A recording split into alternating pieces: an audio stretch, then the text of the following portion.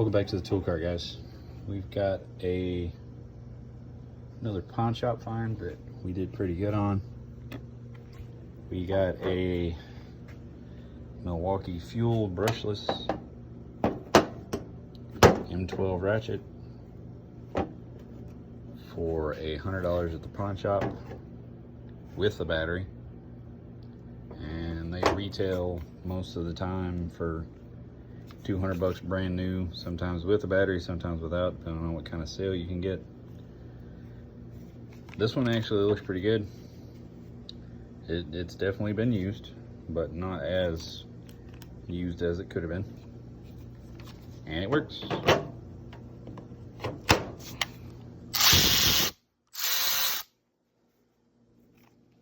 And as always, there's your part number, or tool number, whatever. You know what I mean. Bye, everybody.